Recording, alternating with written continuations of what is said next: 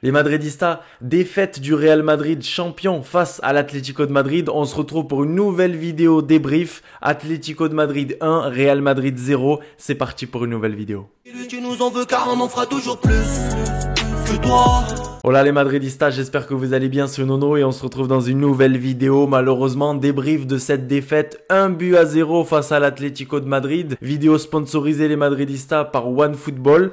Je pensais les Madridistas à une chose. Regardez, j'ai encore la couverture de Marca, la une de Marca, imparable. C'était le 13 décembre 2021. J'étais avec le Padre au Santiago Bernabéu. Quelle belle victoire lors du derby. Ce soir, les Madridistas, on a vu un autre match. Défaite du Real Madrid. Carlo Ancelotti et ses hommes qui s'inclinent face aux hommes de Simeone.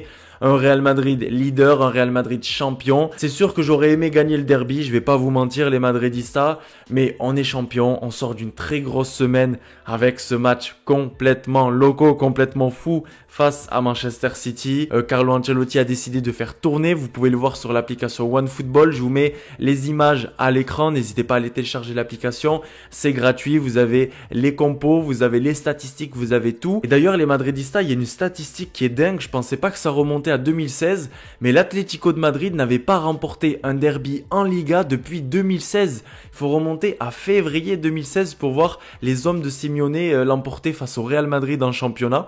Donc voilà, l'Atlético de Madrid a réussi son pari, a gagné, a réussi à avoir les 3 points. Les 3 points qui sont très importants pour eux dans cette course à la Ligue des Champions.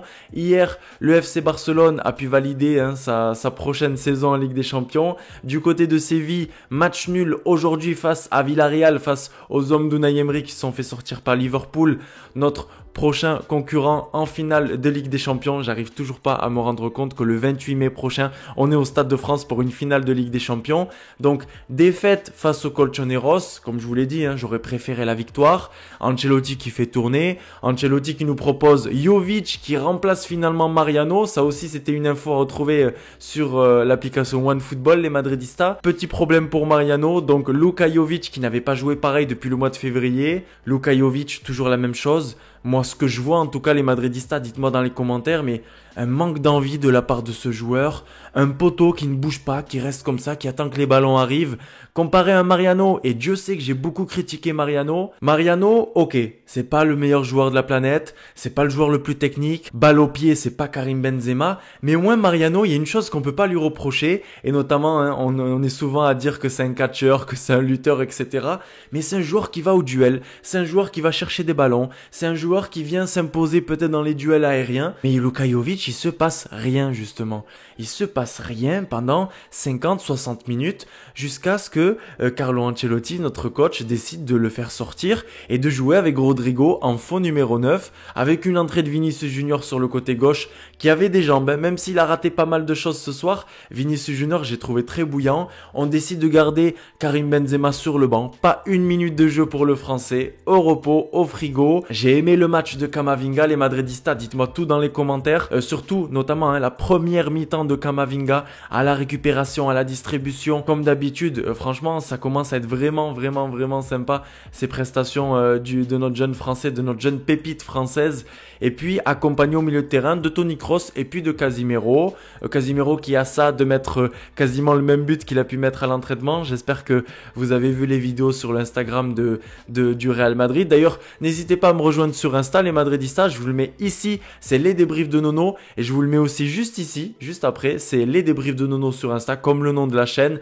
On est quasiment 33 000, les Madridistas. Si on peut être un peu plus pour fêter cette victoire lors de la finale de la Ligue des Champions le 28 mai. Pour le moment, j'y suis pas. Ça sert à rien de m'envoyer 20 000 messages. Je vous tiendrai au courant, bien évidemment. Mais ça risque d'être compliqué, voire très compliqué, les Madridistas. On a eu l'Atlético de Madrid classique de la part de Simeone. Si vous recherchez la définition de l'Atlético de Madrid, vous regardez le derby de ce soir avec une équipe agressive, avec une équipe même très agressive, une équipe qui commet beaucoup de fautes, qui est très violente, notamment sur nos joueurs brésiliens, sur Militao, notamment sur Rodrigo, qui en a pris de tous les côtés. Marco Asensio, c'est pareil, en a pris aussi. Une équipe de l'Atlético de Madrid qui a fait de l'Atlético de Madrid pour pas changer, qui a défendu parfois à 5 voire à 6 en fin de match, avec plusieurs milieux de terrain, avec un Antoine Griezmann qui a fait une bonne entrée selon moi. Je trouvais qu'il avait apporté apporté pas mal de choses à cette équipe de l'Atlético de Madrid. Et puis pour le Real Madrid, Lunin dans les cages, ça faisait plaisir. Je crois qu'on l'a vu seulement 2 fois cette saison. La 3e aujourd'hui du côté du Wanda Metropolitano.